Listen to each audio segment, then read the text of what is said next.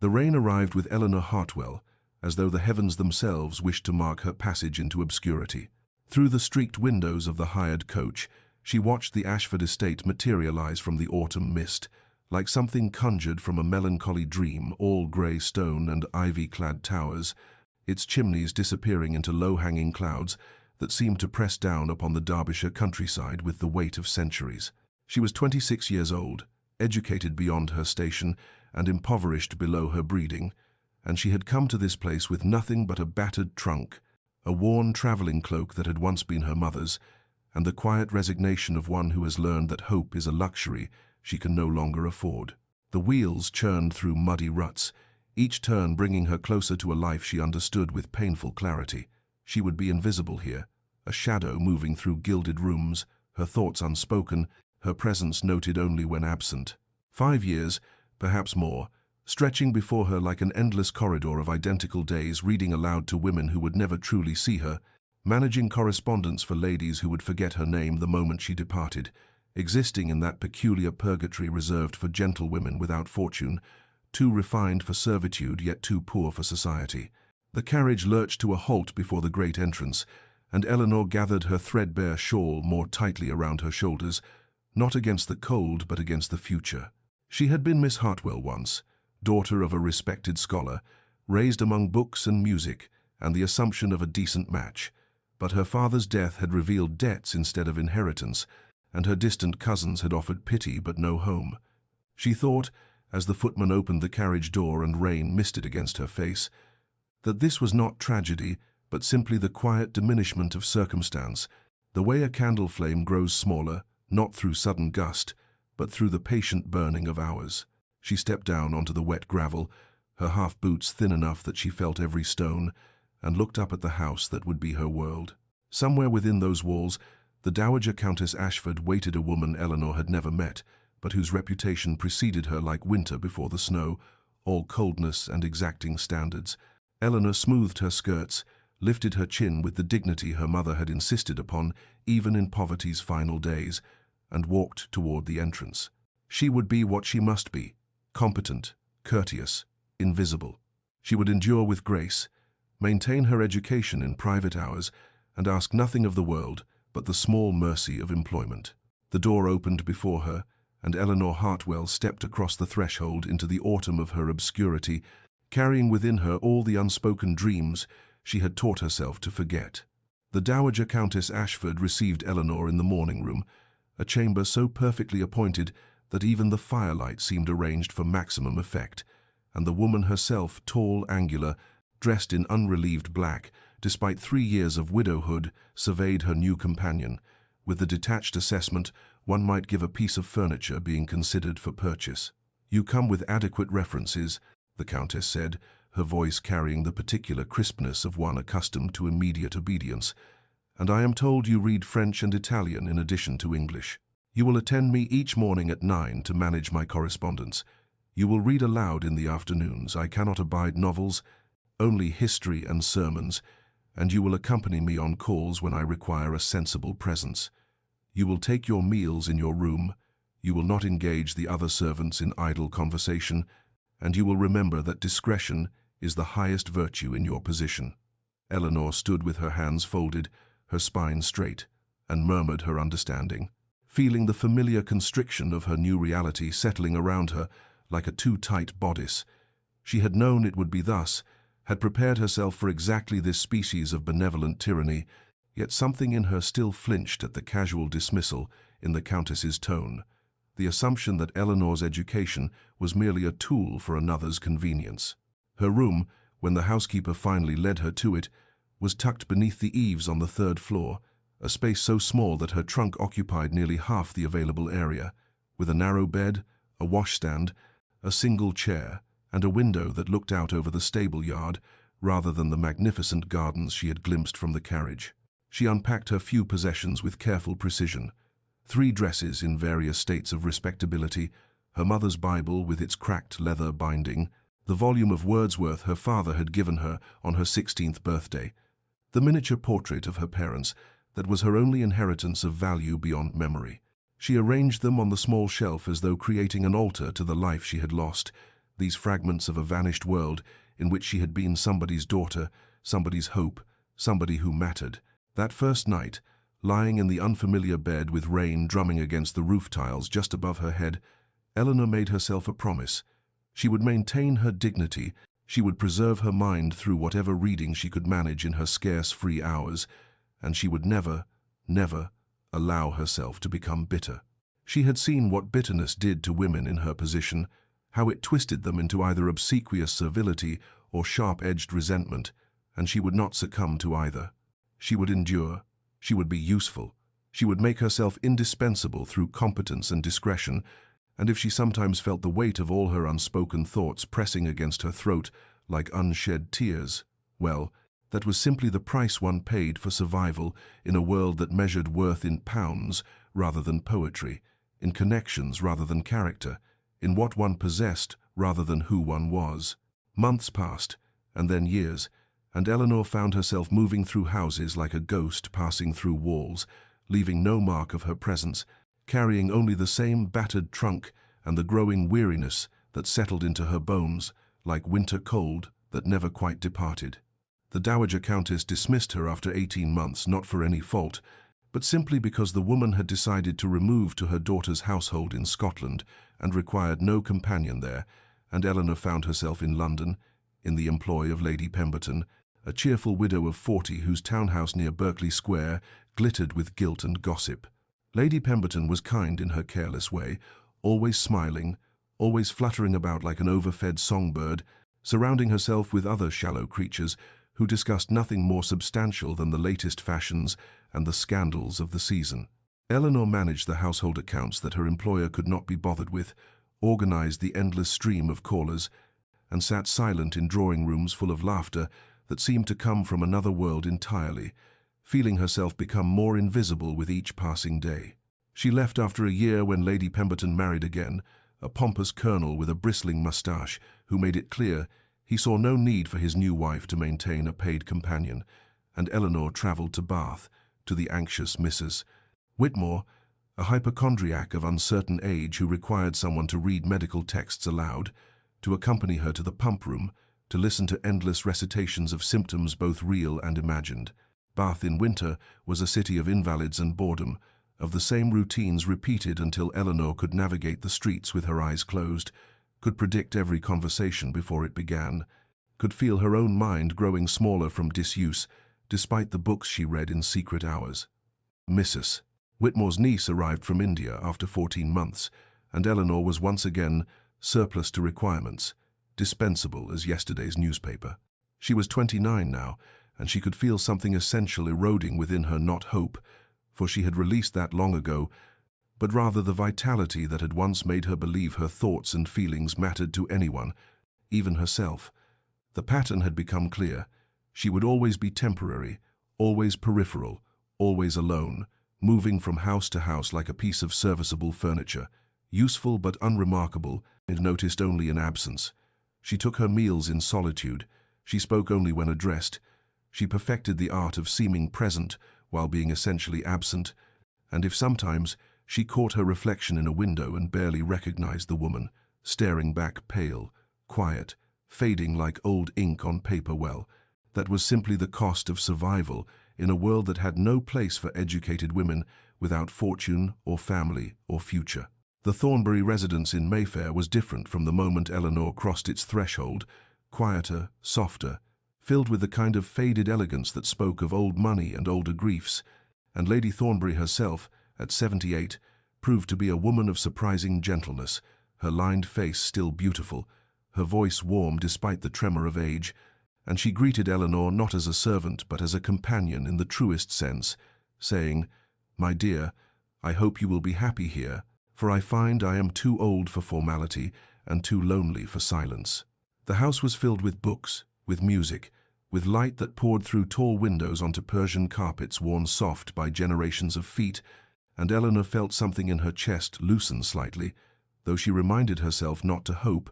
not to expect anything beyond the temporary respite of a kinder employer. She had been there perhaps 3 weeks when the Duke of Greystone arrived unannounced one autumn afternoon, and Eleanor, seated in the corner of the drawing-room with her needlework, while Lady Thornbury dozed, looked up at the sound of his voice in the hallway, and felt her breath catch at the sight of him. Tall, dark-haired, perhaps 34, dressed in black with only the smallest concession to mourning jewelry, his face austere and remote as a winter landscape,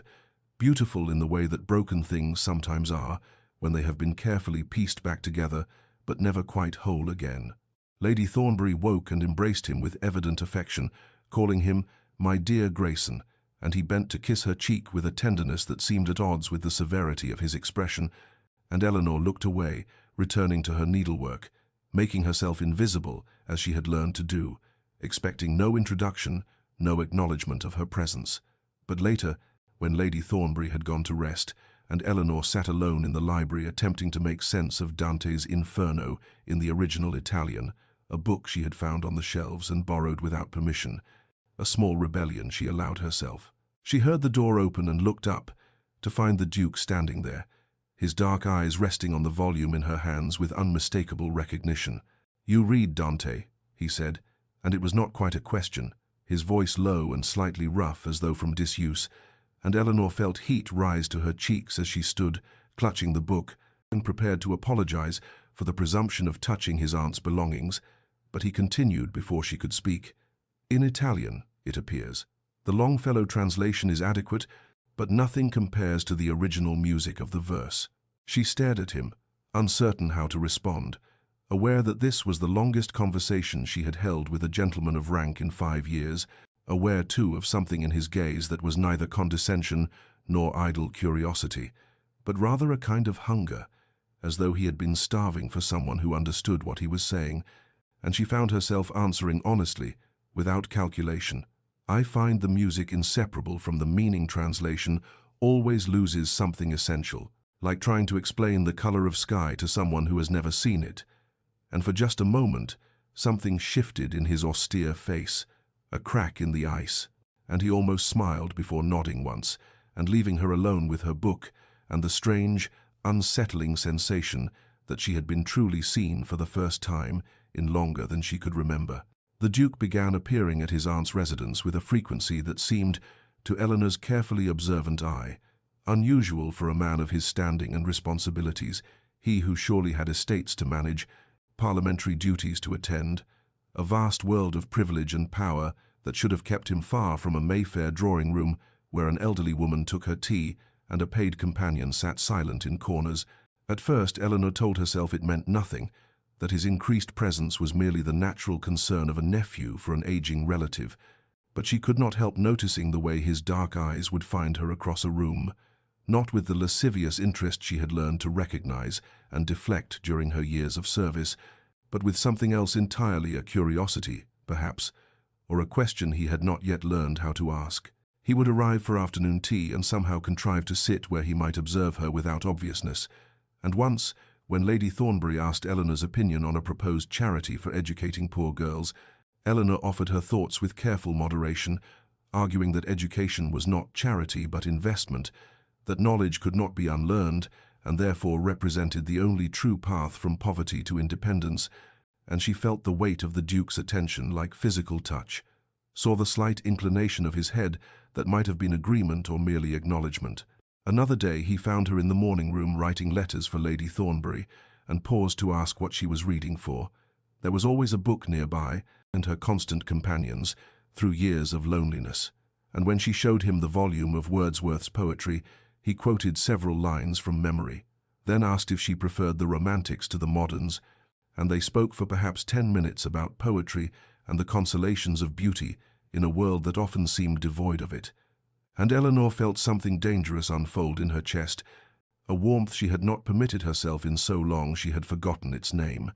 He began staying for tea when previously he would have departed after a brief visit, and he would ask her opinion on matters both trivial and substantive, whether she thought the new gas lighting made reading easier or merely different,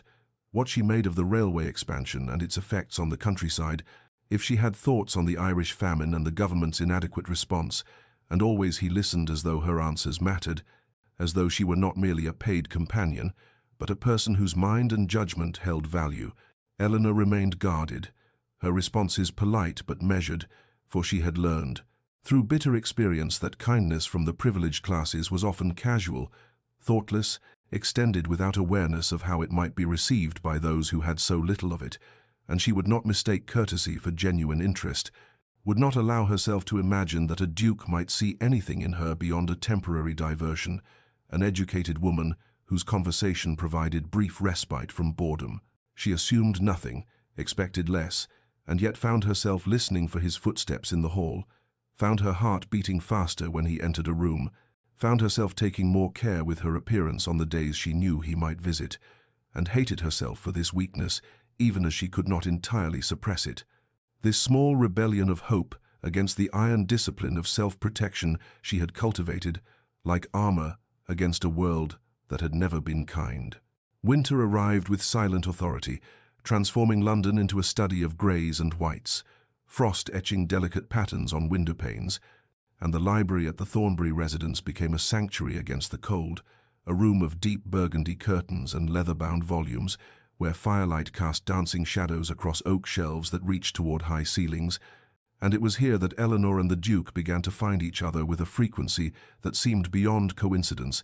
yet never quite crossed into deliberate arrangement. She would retreat there in the late afternoons when Lady Thornbury rested, seeking solace in books as she always had, and he would appear as though the library had summoned him too, and they would sit in separate chairs at first, reading in companionable silence, until one evening he asked what she thought of Milton's justification of God's ways to man, and she answered that she found Paradise Lost more compelling as a study of pride and longing than as theology, that Satan's rebellion interested her more than Adam's fall, because it spoke to the terrible courage required to choose damnation over submission, and the Duke had looked at her with something like recognition in his dark eyes and said, "Yes, exactly that, the tragedy of a will that cannot bend, even when bending might mean salvation." And from that moment their conversations deepened like a river cutting through stone, slowly but inevitably revealing what lay beneath the surface. He spoke of his late wife with a careful honesty that seemed to cost him, describing the 5 years of her decline from consumption, how he had watched her fade like watercolor in rain, how he had held her hand through endless nights and felt helpless against the inexorable progress of disease, how her death when it finally came was both agony and terrible relief, and the guilt of that relief had haunted him through 3 years of frozen isolation, in which he had performed his duties as Duke with mechanical precision, while feeling nothing at all, until something in his voice broke slightly, and Eleanor reached across the space between their chairs to touch his hand, just once, briefly, a gesture of shared understanding that said times, "I know what it means to lose everything and continue breathing anyway." She told him pieces of her own story in return, carefully edited but true enough: her father's death when she was 19, the discovery that his scholarly reputation had been built on borrowed money and false optimism, the auction of their house and books and every material memory of her childhood, her mother's retreat into invalidism and eventual death 2 years later, leaving Eleanor alone with nothing but her education and the realization that a gentlewoman's learning was worthless without fortune to support it, that she existed in a peculiar purgatory of being too refined for service, yet too poor for society, invisible to those above her station and suspect to those below. They spoke of philosophy and found they both believed that meaning must be created rather than discovered, that the universe was indifferent but human connection could carve beauty from that indifference, and they argued about poetry, whether Keats or Shelley better understood the relationship between beauty and truth, whether art should console or challenge, whether suffering ennobled or merely destroyed, and Eleanor felt herself coming alive in ways she had forgotten were possible, felt her mind expand and sharpen against his, felt the dangerous warmth of being truly heard. The winter deepened, and their library meetings became the axis around which her days turned, and she knew this was foolish, knew she was allowing herself to care when caring could only lead to loss, but in those firelit hours she chose to set aside caution and simply exist as herself, whole and unhidden, even though she understood with perfect clarity that such moments were borrowed time, that eventually the world beyond the library doors would reassert itself, and she would return to her proper place in the shadows, alone. The whispers began like frost creeping across glass, subtle at first but spreading with inexorable certainty through the corridors and servants' halls of the Thornbury residence, and Eleanor became aware of them, the way one becomes aware of a change in temperature, a slight chill where warmth had been. Mrs. Hendricks, Lady Thornbury's lady's maid of 30 years, began offering Eleanor tight-lipped smiles that held no warmth, her eyes sharp with judgment, and something that might have been satisfaction at seeing someone brought low. And one afternoon, when Eleanor passed the morning room, she heard Mrs. Hendricks speaking to the housekeeper in tones meant to carry, "It's unseemly is what it is, His Grace spending so much time here," and always asking after times her asterisk, as though a paid companion should be of any interest to a duke. But then some women know how to make themselves interesting, if you take my meaning. Eleanor felt the words like a slap, the familiar shame that came with being misunderstood, misjudged, reduced to the oldest and cruelest of assumptions about women without protection or position, and she walked on with her spine straight and her face composed, because she had learned long ago that showing pain only encouraged cruelty. That dignity was the only armor available to those who had nothing else. The other servants began to treat her differently too. The footman, who had always been polite, now avoided her eyes. The cook, who had sometimes sent up extra tea, now sent only what was strictly necessary. And Eleanor found herself once again inhabiting that peculiar no-man's land she had occupied in every house where she had served. Too educated and refined to be comfortable below stairs, where at least there was companionship among equals, too poor and employed to be accepted above stairs, where she might have found society among those who shared her learning. She existed in the shadows between worlds, belonging nowhere, welcome nowhere, and the Duke's continued attention, which she had begun to treasure, despite her better judgment, now felt like a curse that illuminated her rather than a kindness, making her visible in ways that brought only scrutiny and censure. The Duke himself seemed utterly oblivious to the scandal his visits were creating, or perhaps, Eleanor thought bitterly, he simply did not care because men of his rank could afford not to care, could dispense kindness or attention as they pleased, without suffering consequences that would destroy a woman in her position. He could walk away unscathed, while she would be marked forever as someone who had presumed above her station, who had encouraged inappropriate interest, who had failed to maintain proper boundaries. She began avoiding the library during hours when he might appear, taking her tea in her room rather than the drawing room, accepting every errand that would take her outside the house and away from the possibility of encounter. And she hated herself for this retreat even as she understood its necessity, hated the world that made simple conversation between two lonely people into something sordid and suspicious, hated most of all the small part of her heart that still hoped he might notice her absence and wonder why she had withdrawn, that still wished, despite everything, that she might matter to someone, that she might be seen as something other than a temporary convenience or a cautionary tale. The package arrived on a February morning when sleet tapped against the windows like impatient fingers, and Eleanor was helping Lady Thornbury sort through correspondence in the morning room, and when the butler presented it on a silver tray with a small card bearing the Duke's crest,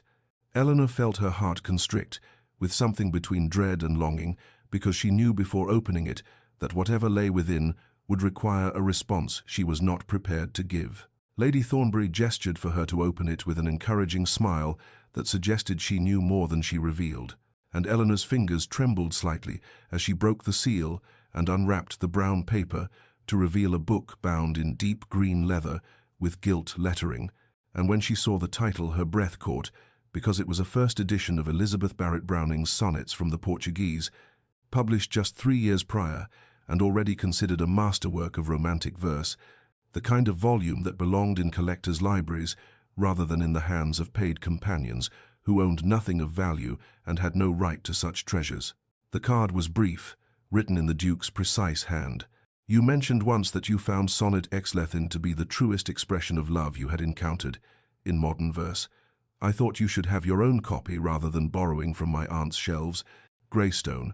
and Eleanor felt tears prick her eyes because the gift was impossible in every conceivable way,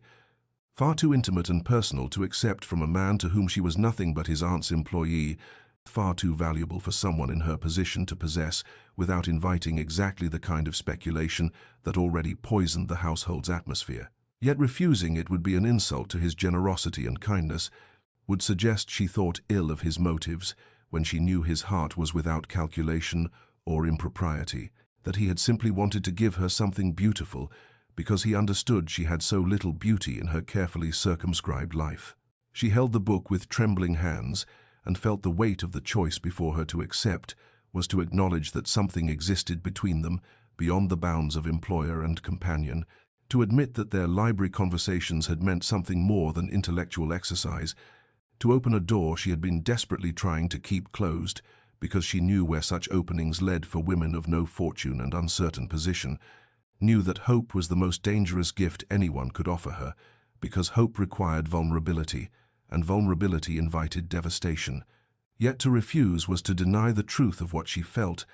to reject not just the gift, but the gesture of seeing her as someone worthy of thoughtfulness and care,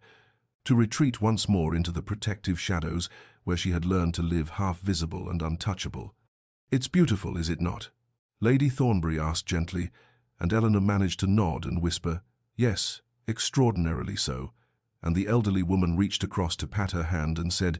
"Then you must accept it, my dear, for beautiful things should go to those who can truly appreciate them." And Eleanor understood she was not speaking only of the book, but of something larger and more terrifying, some future possibility that Eleanor could not allow herself to imagine. She accepted with formal words of gratitude that felt hollow against the magnitude of what the gift represented, and that night in her small room she opened the book to Sonnet XL30 and read,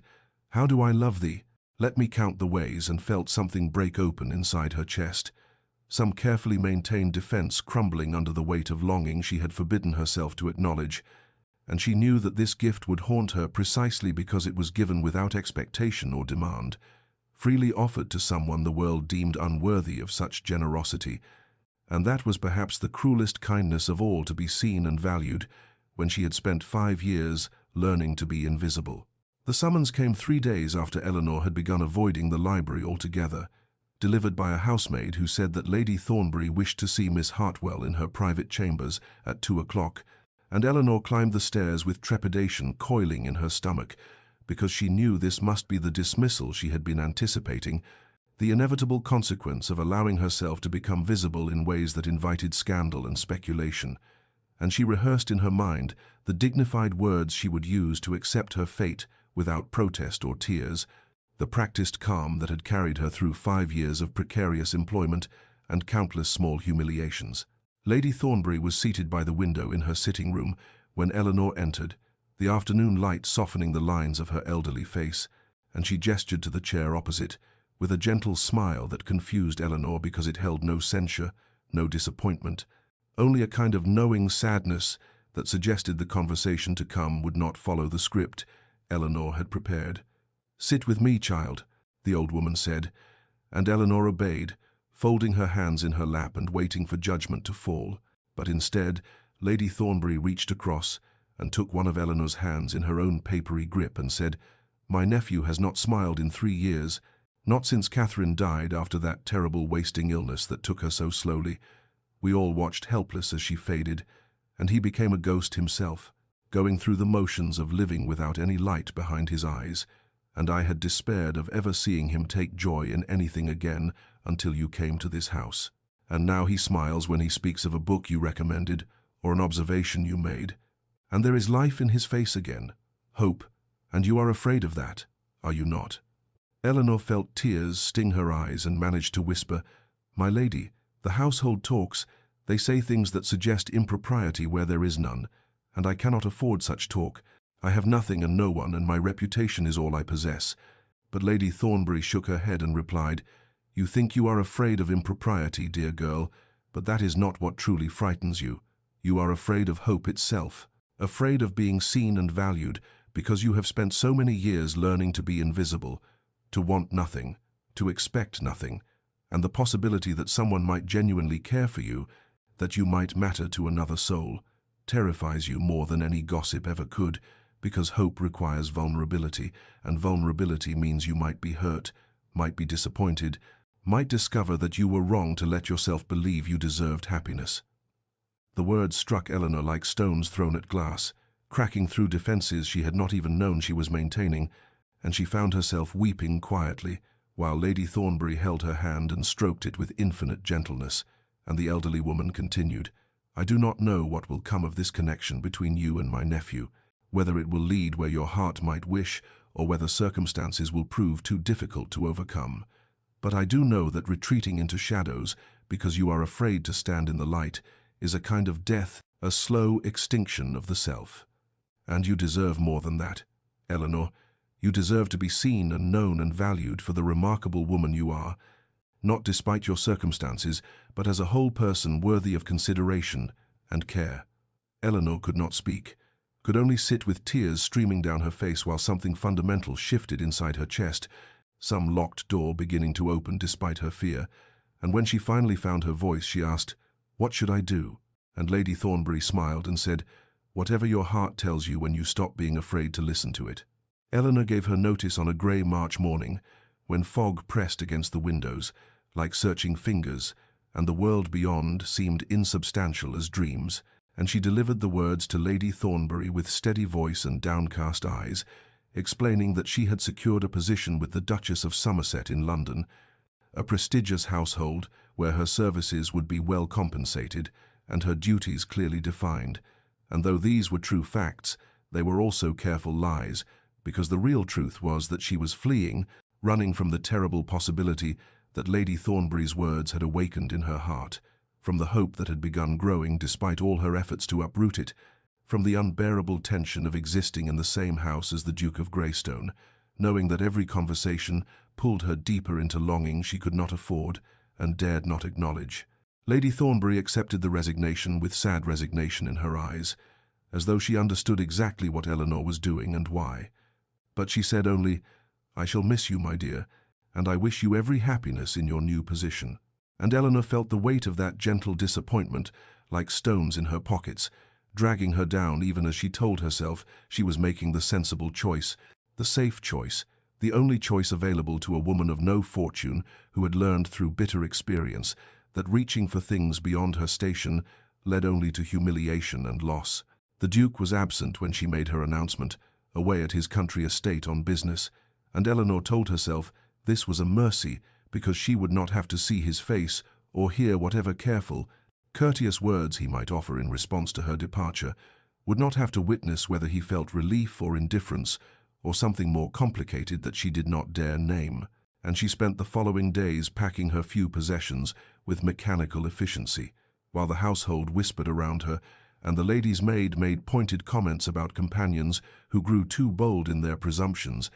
paid the price. He returned 3 days before her scheduled departure, and Eleanor knew the moment his carriage arrived because she heard the commotion in the entrance hall and felt her heart begin racing with anticipation and dread. But he did not seek her out that day or the next,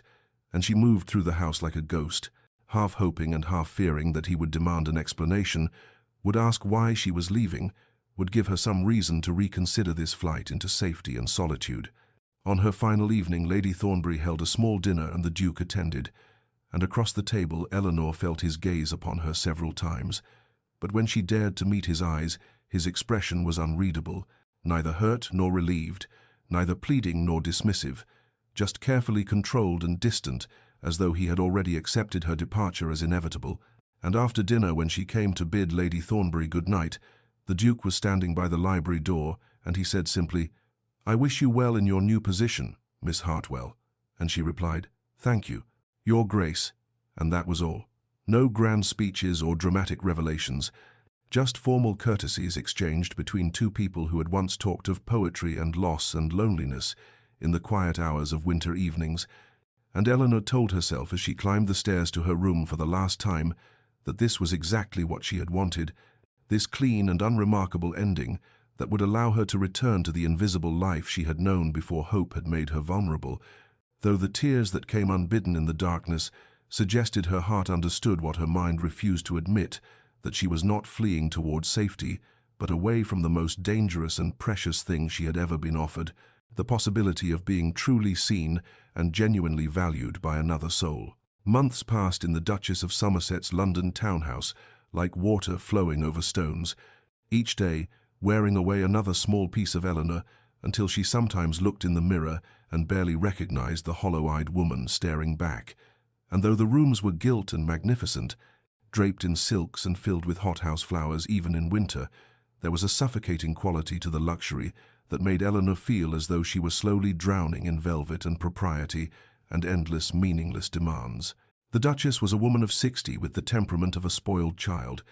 given to sudden rages over trivialities, a letter delivered 5 minutes late, a ribbon the wrong shade of blue, Eleanor's failure to anticipate some unspoken preference, and then equally sudden episodes of cloying affection, where she would shower Eleanor with cast-off jewelry and expired invitations to events Eleanor could never attend. Gifts that felt more like mockery than kindness, reminders of the chasm between their positions that no amount of shared time could bridge. Eleanor performed her duties with mechanical precision, reading aloud from novels she did not absorb, writing letters in the Duchess's overwrought style, organizing social calendars for gatherings she would never join, and all the while she felt herself becoming precisely what she had feared most during those first desperate months of companionship 5 years ago. Invisible, interchangeable, a function rather than a person, valued only for her utility and easily replaced should she fail to provide adequate service or sufficient entertainment. At night in her room, which was larger and finer than any she had occupied before, decorated in pale green silk with a view of the garden, Eleanor would sit by the window and think of Lady Thornbury's library, of winter afternoons, when the Duke would settle into the chair across from hers and they would discuss Wordsworth or Keats or the nature of grief, conversations that ranged freely through philosophy and literature and personal revelation. And she would remember the way he listened, as though her words truly mattered,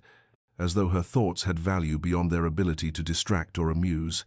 And the remembering was both comfort and torment, because she had chosen to leave that possibility behind. She had brought with her the volume of Browning he had given her, that dangerous gift she should have returned but could not bear to relinquish. And sometimes she would open it and read, "How do I love thee? Let me count the ways," and feel tears burning in her throat, because she had been offered something precious and had run from it out of fear disguised as practicality, out of pride disguised as self-preservation, and now she existed in this golden cage of her own choosing, safe from hope, and therefore safe from disappointment, but also safe from joy, from connection, from the terrifying vulnerability of being truly seen. The Duchess noticed nothing of Eleanor's internal desolation, concerned only with whether her companion was available to read to her during headaches or accompany her on tedious social calls, and Eleanor moved through her days like a ghost haunting the edges of someone else's life, going through motions that no longer held meaning, and she understood with growing clarity that she had not escaped danger by leaving Lady Thornbury's house, but had instead traded one kind of death for another, choosing slow extinction over the risk of living fully, and the knowledge sat in her chest like a stone she could neither swallow nor expel. The letter arrived on a Tuesday morning in late April, when London was draped in unseasonable fog, and Eleanor was reading aloud from a tedious novel about virtuous governesses that the Duchess had selected specifically because it flattered her own sense of benevolence, and when the footman brought the silver salver with the single envelope, Eleanor's heart contracted painfully because she recognized Lady Thornbury's spidery handwriting, even before she saw the black bordered edge that signaled mourning or illness, and the Duchess waved her hand impatiently, saying, "Well, open it if you must, though I cannot imagine who would be writing to you," the dismissive tone making clear that Eleanor's personal correspondence was an irritating interruption to the morning's entertainment. Eleanor's hands trembled as she broke the seal and unfolded the paper, and the words swam before her eyes. Lady Thornbury gravely ill, asking for Eleanor specifically, hoping she might come if her circumstances permitted, and the letter, written by the housekeeper, because the lady herself was too weak to hold a pen, and Eleanor felt the world tilt sideways, because this woman, who had shown her unexpected kindness, who had tried to teach her that she deserved more than invisible servitude, was dying and wanted her presence, and the wanting mattered more than Eleanor could articulate even to herself. She looked up to find the Duchess watching her with sharp curiosity, and said carefully, "Lady Thornbury, my former employer, is gravely ill and has requested that I visit her if possible," and she heard the pleading note in her own voice, hated herself for it even as she could not suppress it, and the Duchess's expression shifted from curiosity to cold calculation, as she said, "Out of the question. I'm afraid Lady Pemberton is calling this afternoon, and I require you to help me receive her, and then we have correspondence to manage. And really, Eleanor, I cannot spare you for social calls to previous employers, no matter how ill they may claim to be." The refusal landed like a physical blow, and Eleanor sat very still as something crystallized inside her, some core of herself that had been slowly reforming during these hollow months of golden captivity. And she heard herself say with a clarity that surprised them both, "Then I must tender my resignation, Your Grace," effective immediately, and the Duchess's face flushed with outrage as she sputtered about contracts and obligations and the impossibility of finding a replacement on no notice. But Eleanor was already standing, already moving toward the door, already choosing for the first time in 5 years to honor what she wanted rather than what was expected or safe or sensible. The Duchess called after her that she would provide no reference, that Eleanor would never find another position, that she was throwing away her future out of misplaced sentiment, and all of this was certainly true. Every word a nail in the coffin of Eleanor's prospects, but she climbed the stairs to her room and began packing her trunk anyway, hands steady now with purpose, because Lady Thornbury was dying and had asked for her, and this mattered more than security or reputation, or the careful preservation of a life that had already become a kind of death.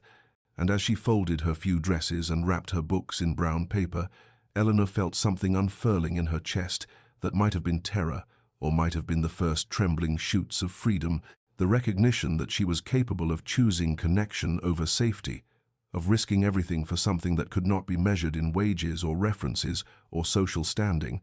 And by afternoon she was in a hired carriage, traveling north toward Lady Thornbury's house,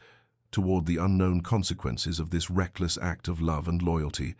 toward the possibility that she might arrive too late, or that her presence might mean nothing, or that this decision would leave her utterly destitute, but also toward the certainty that she could not live with herself if she chose comfort over compassion, duty over devotion, and for the first time since she had fled the Duke's quiet regard and Lady Thornbury's gentle wisdom, Eleanor felt fully, terrifyingly, magnificently alive. Eleanor arrived at Lady Thornbury's house as twilight was settling over the gardens like a benediction, the sky streaked with violet and gold, and the butler who answered the door recognized her immediately, his professional composure cracking just enough to reveal relief as he said, "Miss Hartwell, thank God you've come. Her ladyship has been asking for you," and he led her not to the familiar sitting rooms but up the grand staircase to the family chambers. Through corridors Eleanor had never walked before because companions did not venture into such intimate spaces, and when he opened the door to Lady Thornbury's bedroom, Eleanor saw first the massive canopied bed, where the old woman lay propped against pillows, looking impossibly small and frail, and then she saw the Duke sitting in a chair pulled close to the bedside, his dark hair disheveled, his face hollow with exhaustion and sleepless vigil, and their eyes met across the room with a jolt of recognition that contained everything they had left unsaid during Eleanor's abrupt departure months before. Lady Thornbury's eyes opened at the sound of the door, and when she saw Eleanor a smile transformed her wasted features as she whispered, "You came. Child, I feared you would not." And Eleanor crossed to the bed and took the old woman's hand, which felt light as paper and cold, despite the fire burning in the grate, and she said with tears threatening, "Of course I came, my lady, how could I not when you asked for me?" And Lady Thornbury squeezed her fingers with surprising strength and said, "Because you are sensible and I am dying and there is no practical reason for you to risk your position." But her eyes were warm with understanding that Eleanor had chosen connection over practicality, had finally chosen with her heart rather than her fears. The Duke rose and offered Eleanor his chair, and when their hands brushed during the exchange, Eleanor felt the same electric awareness that had frightened her into flight. But now it seemed less dangerous than precious, and this ability, they had to affect each other so profoundly. And he said quietly, "I'll have them bring another chair." But Lady Thornbury shook her head and said, "Stay, both of you, I want you near." And so they arranged themselves on either side of her bed and began the ancient ritual of vigil, the waiting that is both gift and burden, the accompanying of a soul toward its final threshold. The hours passed in strange suspension, sometimes filled with whispered conversation, when Lady Thornbury had strength for it, sometimes heavy with silence, broken only by the crackling fire and the old woman's labored breathing. And in those quiet spaces, Eleanor and the Duke spoke to each other with new honesty, their voices low, so as not to disturb their patient. And he told her that his aunt's illness had come suddenly,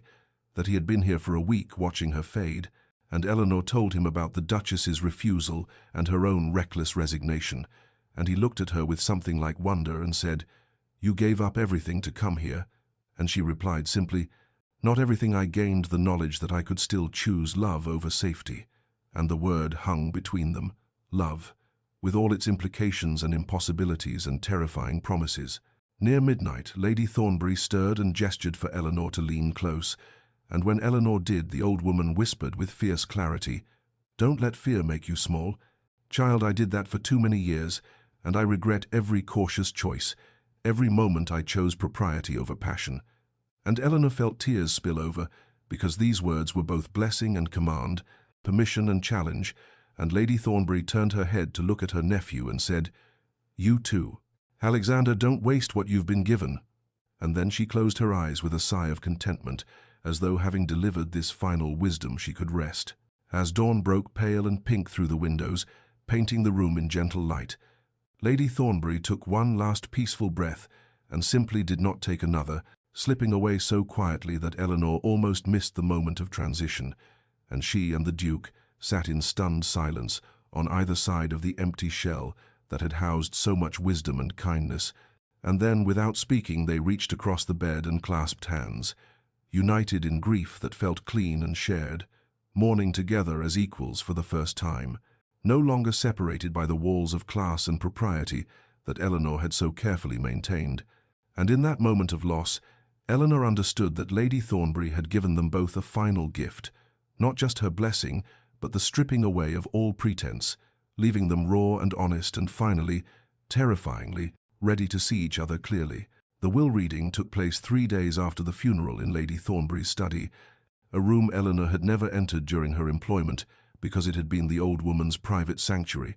and now she sat uncomfortably on a straight-backed chair while the solicitor, a dry elderly man named Mr. Pemberton, arranged his papers with meticulous precision, and the Duke stood by the window looking out at gardens still beautiful, despite being touched by early summer heat, his black mourning clothes making him seem even more remote than usual, and Eleanor told herself she would leave as soon as the formalities concluded, because surely she had no business being present for the division of Lady Thornbury's estate among her family. Mr. Pemberton cleared his throat and began reading in his papery voice, and Eleanor barely listened as he detailed bequests to servants and donations to charitable causes and the expected inheritance of the house and its contents to the Duke. But then the solicitor's tone changed slightly as he said, "And to Miss Eleanor Hartwell, whose companionship brought me great joy in my final years, I leave the sum of £3,000 to be invested in the funds so as to provide her with an annual income of approximately £120, that she might have the independence to choose her own path rather than being forced into servitude by circumstance." And Eleanor's breath stopped entirely because £120 a year was a modest but genuine independence, enough to rent a small cottage and live simply without employment, enough to read and walk and exist without bowing to the demands of difficult women who treated her as furniture, and the gift was so enormous, so transformative, so completely unexpected that she could not process it, could only sit frozen while Mr. Pemberton continued with minor bequests to distant cousins.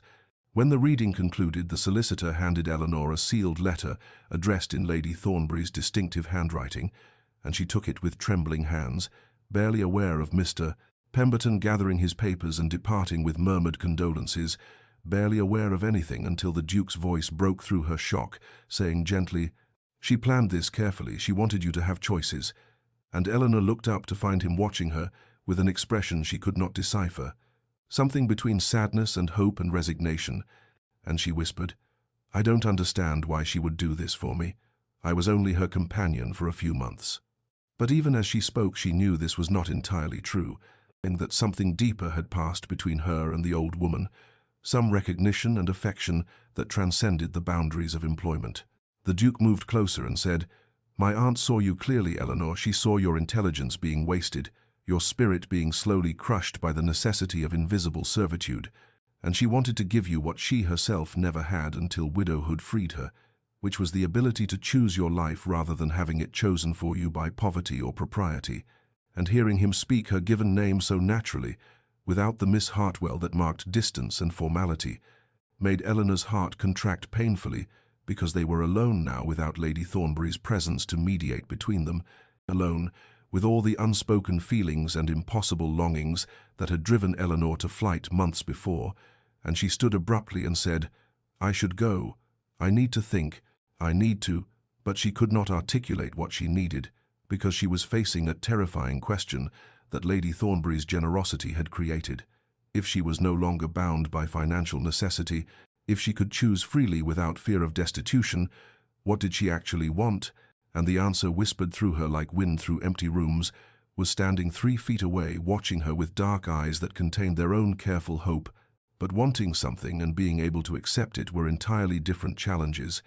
and Eleanor fled the study, clutching the sealed letter like a talisman against the overwhelming possibility that her life might become something other than careful survival, might become something she had stopped letting herself imagine during 5 long years of making herself small and invisible and safe. Eleanor spent a week making arrangements, consulting with Mr. Pemberton about the investment of her inheritance, searching through advertisements for suitable cottages to let, and trying to ignore the fact that the Duke appeared at his aunt's house every day during this period. Though he had no reason to be there anymore, with Lady Thornbury gone, the estate matters settled, the funeral concluded, and mourning begun. Yet he came nonetheless, and found excuses to cross her path in corridors or the garden, in his presence, both comfort and torment, because Eleanor knew what she had to do, even as every fibre of her being resisted doing it, knew she had to leave London and leave him, and build a life of careful solitude, rather than risk the impossible dream his steady gaze seemed to offer. She found a cottage finally, a small stone dwelling in Derbyshire with a garden and 2 bedrooms and a rent of £25 annually, leaving her nearly £100 for living expenses, more money than she had ever commanded in her life. And when she told the Duke's housekeeper, Mrs. Davies, who had been handling correspondence for the estate, the older woman looked at her with something like pity and said, "His Grace will be sorry to see you go, Miss," which was both too much acknowledgement and not nearly enough, and Eleanor fled before the woman could say anything more. The Duke found her in the garden 2 days before her planned departure, found her sitting on the stone bench where she and Lady Thornbury had often taken tea, and he sat beside her without invitation and said quietly, "May I call on you, Eleanor? In Derbyshire, once you're settled, may I visit?" And the question was so gentle, so carefully phrased to give her every opportunity to refuse without humiliation, that Eleanor felt her heart crack, because he was trying to make this possible, trying to bridge the impossible gap between them, and she had to be the one with enough sense for both of them. She turned to face him and said, "Your Grace, you know that's impossible, the difference in our stations, the gossip it would cause, the presumption people would make." And he said, "I don't care what people presume." But Eleanor shook her head and continued, "But I care, I must care, because I have spent 5 years learning exactly how precarious my position is, how easily a woman without fortune can be ruined by association with someone above her station, and I have finally, miraculously, been given independence, and I cannot risk it. I cannot risk becoming an object of scandal or speculation or pity." And she heard her voice rising with passion she could not control, heard herself saying things she had rehearsed, but which sounded hollow now when spoken aloud. The Duke listened without interrupting, his dark eyes never leaving her face, and when she finally fell silent, breathless and miserable, he asked only one question, his voice very low and very steady, "Are you refusing because you don't care for me, Eleanor, or because you do?" And the question hung in the air between them like something sharp and glittering, demanding honesty she was not prepared to give, because if she admitted the truth that she had been half in love with him since their first library conversation, that she thought of him constantly, that his presence made her feel seen and valued in ways she had forgotten were possible, then she would have no defense left against hope, and hope was the most dangerous thing she could allow herself. So she stood abruptly and said, "I cannot answer that question, Your Grace. Please do not ask it of me." And she walked away quickly before he could see the tears that were sliding down her cheeks. walked away from the only person who had ever looked at her and seen not a useful employee, or a tolerable companion, or an invisible necessity, but simply Eleanor, complex and intelligent, and worthy of being known, and the leaving felt like tearing something vital from her chest. But she did it anyway because 5 years of survival had taught her that safety mattered more than happiness. That caution was wisdom and hope was foolishness, even as a small voice whispered that Lady Thornbury had warned against exactly this choice, had begged her not to let fear make her small. But Eleanor silenced that voice and kept walking, kept choosing the careful prison of solitude over the terrifying possibility of being truly, devastatingly seen. The cottage in Derbyshire was everything Eleanor had imagined when she signed the lease, small and stone with ivy climbing its eastern wall, a garden that had gone somewhat wild during its vacancy, 2 rooms downstairs and 2 above, windows that looked out over rolling hills where sheep grazed in distant fields. And yet when she arrived in late October with her few trunks and fewer expectations, when she unlocked the door and stepped into rooms that smelled of dust and disuse, she felt not the relief she had anticipated, but rather a hollowness that seemed to expand with each passing day until it filled every corner of her carefully chosen sanctuary. Winter came early that year, settling over the hills like a held breath, and Eleanor established routines meant to give shape to days that otherwise threatened to blur into formless succession. She rose at dawn and lit fires, prepared simple meals, walked the frozen lanes wrapped in her warmest cloak, read by lamplight until her eyes ached, and tried not to think about the question the Duke had asked in Lady Thornbury's garden, tried not to examine too closely why she had fled rather than answering honestly. She read voraciously during those months, worked through volumes of poetry and philosophy she had accumulated over years of employment, books that had been her companions when human connection proved too dangerous or complicated. But now the words seemed to slide across her mind without penetrating, and she found herself reading the same passages repeatedly without comprehension, found herself in staring into the fire and remembering library conversations, the way the Duke's voice deepened when discussing ideas that moved him, the rare smile that transformed his austere features into something approaching warmth. The freedom she had thought she wanted, had spent 5 years dreaming about during countless hours of reading aloud to difficult women and managing their trivial correspondence, felt instead like exile, like she had traded one prison for another. And the terrible realization that came to her slowly through the long winter nights was that she had been running not from the Duke, but from vulnerability itself, from the terrifying possibility of being truly known and then perhaps rejected. From hope, which seemed infinitely more dangerous than resignation, because hope could shatter while resignation merely endured. She thought often of Lady Thornbury's final whispered words, "Times don't let fear make you small times," and understood with growing clarity that she had spent 5 years making herself systematically smaller, learning to disappear into wallpaper and silence, learning to want nothing and expect less. And now, when offered the chance to expand into a larger life, to be visible and vulnerable and fully present, she had chosen instead this careful solitude that felt less like freedom and more like slow suffocation. Spring came late to Derbyshire, snow lingering in shadowed corners well into March. But when it finally arrived, it came with sudden violence, crocuses pushing through frozen ground and birds returning with raucous celebration, and Eleanor stood in her wild garden one morning, watching new life force its way into existence, and realized with perfect, painful clarity that she had made a catastrophic mistake, that fear was not sufficient reason to refuse happiness, that 5 years of companionship had taught her how to survive, but not how to live, and if she wanted to become something more than a ghost haunting her own carefully constructed prison, she would need to find courage she was not certain she possessed, would need to risk rejection and humiliation and heartbreak, would need to travel to Greystone and speak the truth she had been too frightened to acknowledge when the Duke asked his impossible question, which was that she cared for him desperately. They had cared since their first conversation about Dante, and that caring terrified her more than anything she had ever faced because it meant becoming visible again, meant stepping out of protective shadows into light that might reveal her as insufficient or unworthy. But the alternative was this half-life of careful solitude,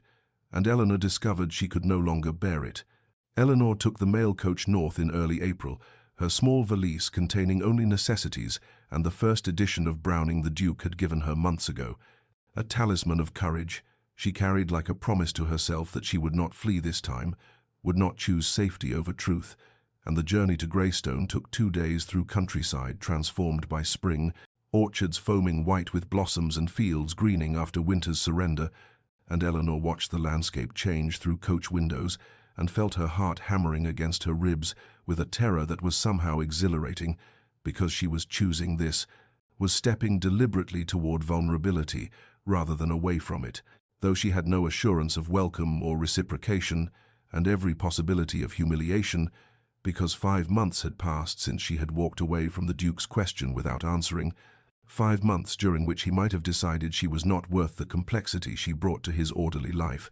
might have concluded that her refusal was answer enough. She hired a cart in the village near Greystone to carry her to the estate,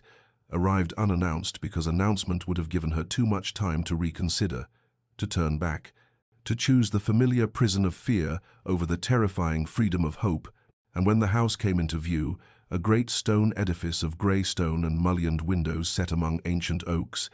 Eleanor felt simultaneously that she was making either the bravest or most foolish decision of her life, and she could not determine which until she faced the Duke and spoke the words she had rehearsed through sleepless nights in her Derbyshire cottage. The butler who answered her knock looked startled to see her, but admitted her with professional courtesy when she asked if his Grace was at home, and he led her not to a receiving room, but through the house to the gardens, because, he explained, the Duke spent most afternoons there since the weather had turned fine, and Eleanor followed him through corridors lined with portraits of stern-faced ancestors until they emerged into formal gardens, where spring had exploded in riots of daffodils and early roses, and there, kneeling among flower beds with soil on his hands and shirt-sleeves rolled to his elbows, was the Duke, looking so different from the austere figure she had known in London, that Eleanor stopped walking and simply stared until he glanced up and saw her, and went absolutely still. She dismissed the butler with a gesture before the man could announce her, needed to do this without witnesses or formality, and she walked forward across perfect lawn until she stood at the garden's edge, looking down at the Duke, who had risen to his feet but made no move to approach her, his dark eyes searching her face with an intensity that made her feel transparent, and Eleanor drew a breath that seemed to fill her entire body, and said without preamble, "I was afraid I have been afraid for so long that I forgot what it feels like to want something more than safety, to risk heartbreak for the possibility of happiness, and you asked me a question in Lady Thornbury's garden that I could not answer, because answering honestly would have destroyed every defense I had built during 5 years of making myself invisible. But I can answer now. I must answer now because winter in Derbyshire taught me that survival is not the same as living, and fear is not sufficient reason to refuse joy. So I will tell you the truth, which is that I care for you desperately. I have cared since our first conversation about Dante, though I would not admit it even to myself, and I know the gap between our positions makes this impossible by every measure society recognizes. I know I bring you nothing but complication and potential scandal, but I had to come here and tell you that I was wrong to walk away, wrong to choose pride over honesty, wrong to let fear make me small, when you had offered me the extraordinary gift of being truly seen. And if you have moved past whatever you felt in those library conversations, if 5 months of my cowardice has convinced you I am not worth the trouble I would undoubtedly bring to your life, then I will accept that and leave and never trouble you again. But I needed you to know that I refused, not because I didn't care, but because I cared too much, and that has made all the difference." The Duke stood motionless among his roses for what seemed an eternity after Eleanor's words fell into silence between them, his eyes never leaving her face, and she watched emotions move across his austere features like clouds across a March sky, surprise, followed by something that might have been pain, followed by something else she could not quite name, but that made her breath catch in her throat, and when he finally spoke, his voice was rough, as though he had not used it properly in months, which perhaps he had not. "I thought your refusal meant indifference," he said, and Eleanor heard in those words the echo of her own winter isolation. "I thought when you walked away that I had misread everything, that the conversations we shared meant nothing beyond pleasant discourse to pass time, that I had projected my own desperate loneliness onto neutral kindness and made a fool of myself by hoping for more, but I could not quite convince myself to stop hoping even when logic demanded it. even when 5 months passed without word, and I told myself daily that you had made your position clear and I should respect it and move forward with my life, as it was before you entered Lady Thornbury's drawing room and made me remember what it felt like to be fully alive. He stepped forward then, closing the distance between them until Eleanor could see soil under his fingernails and a smudge of dirt on his collar, and the way his dark eyes had gone brilliant with something she recognized now as hope tempered by caution, and he continued speaking as though the words had been damming up inside him for months and now could not be stopped. "You brought light back into a world that had gone grey after Catherine's death," he said, and Eleanor noticed he spoke his late wife's name without the careful distance he had maintained in their early conversations, as though Eleanor's honesty had given him permission for his own, "not because you tried to replace what I had lost, but because you were so entirely yourself, brilliant and careful and kind and afraid.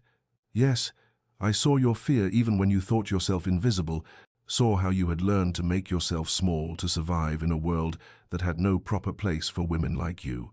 Women too educated for servitude, but too poor for society. And I wanted to give you space to be large again,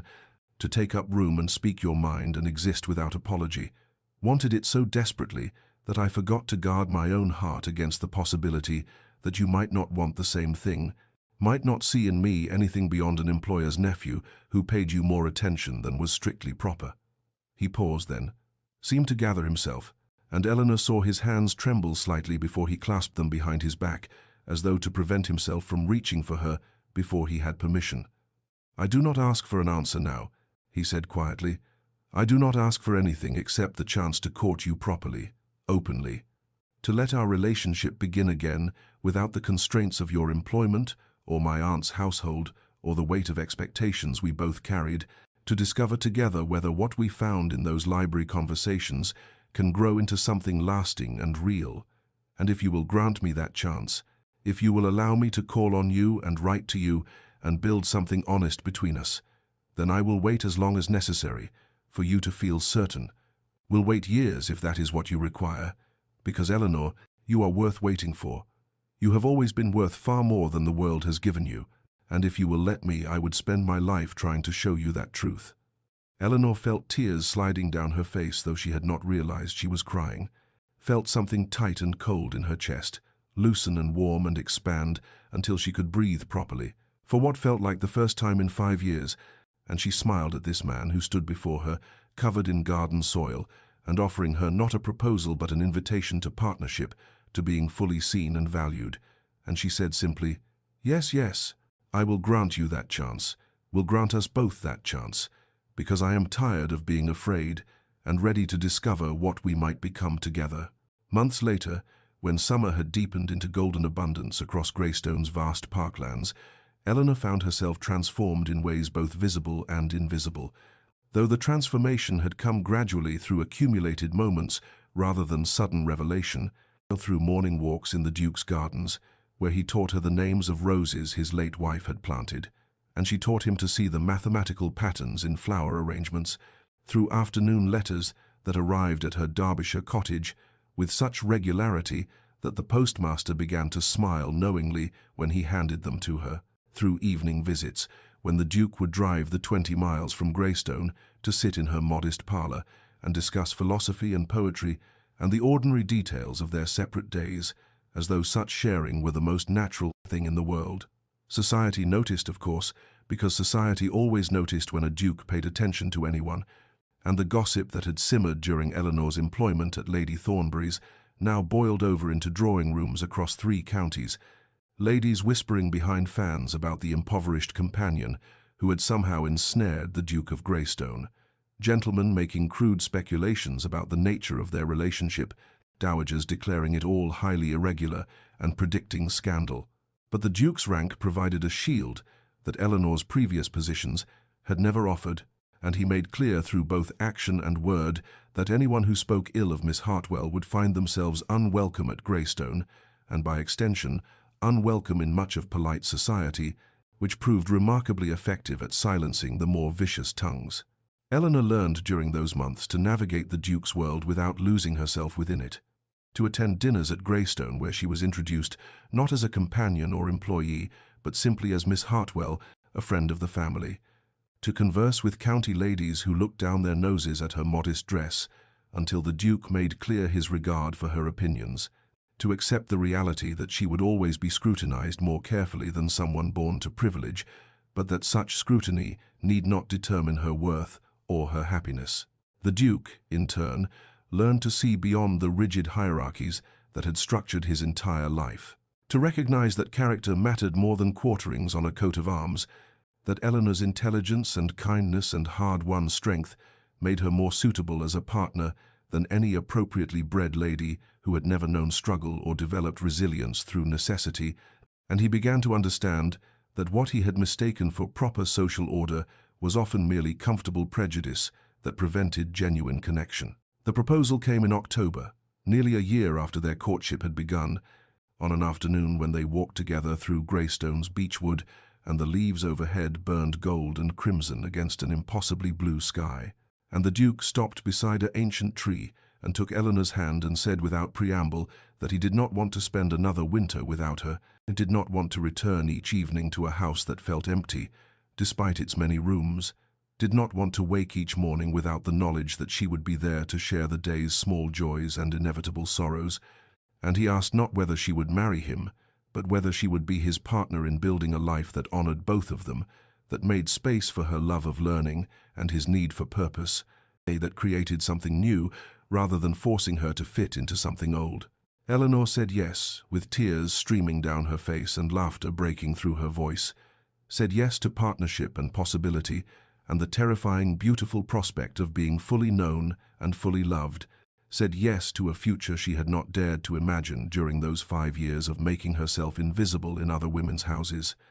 And the Duke kissed her there among the golden leaves with a tenderness that felt like coming home to a place she had never known existed. 3 years after Eleanor Hartwell became the Duchess of Greystone, on an April afternoon, when sunlight streamed through the tall windows of the estate's library and illuminated dust motes that drifted like golden snow through air, scented with leather bindings and beeswax and the sweet violet perfume. Eleanor had finally allowed herself to wear without guilt. She sat in the window seat with her daughter Anne perched on one side and her son Thomas on the other, reading aloud from a collection of fairy tales, while both children listened with the peculiar intensity of the very young encountering magic for the first time, and she thought with quiet wonder how impossible this scene would have seemed. To the woman who had arrived at the Ashford estate 6 years ago, with nothing but a worn travelling cloak and carefully guarded dignity, and the bone-deep certainty that she would live and die invisible in other women's houses. The Duke entered the library as she finished the tale of the princess who learned to speak honestly instead of prettily,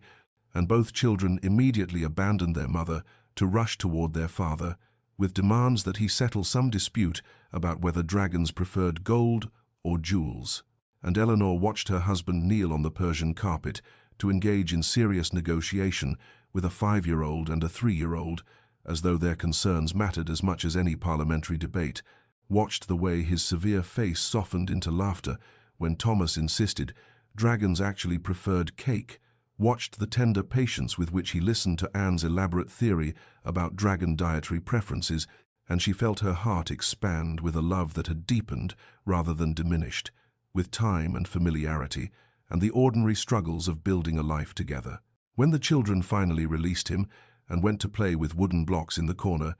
the Duke crossed to Eleanor and drew her to her feet and into his arms in a gesture that had become so natural over 3 years of marriage that she no longer felt the instinct to pull away or make herself smaller or wonder if she deserved such tenderness, and he said quietly into her hair the words he had spoken on their wedding day and repeated countless times since, with no diminishment of sincerity,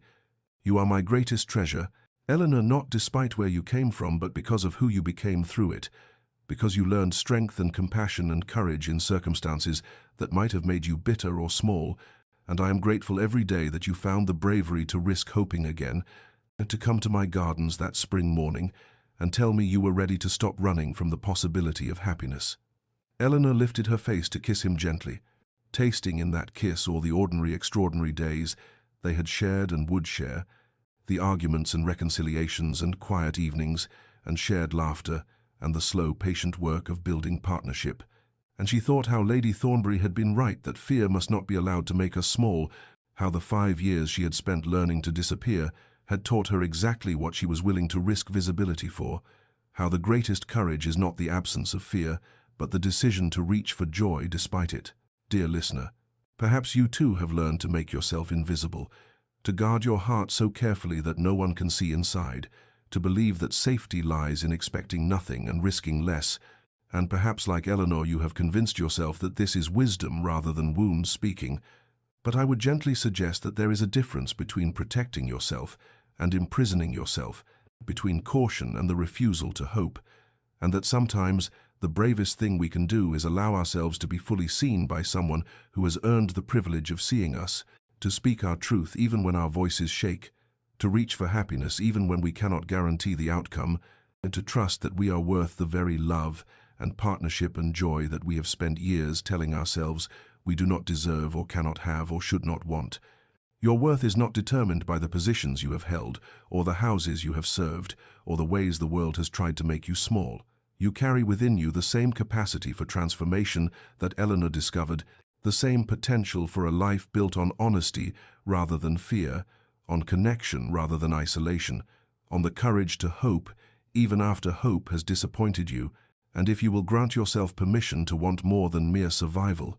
to believe that you deserve to be valued for exactly who you are, to risk the vulnerability of being fully known and fully present in your own life, then perhaps you too will discover that the greatest treasures are not the things we grasp, but the moments we allow ourselves to receive. May you find the courage to stop making yourself invisible. May you discover partnership that honors your whole self. May you learn that fear is not enough reason to refuse joy, and may you rest tonight knowing that your story, like Eleanor's, is still being written, and the best chapters may yet lie ahead. This story comes to you from Whispered Chronicles, where we believe every heart deserves to hope again.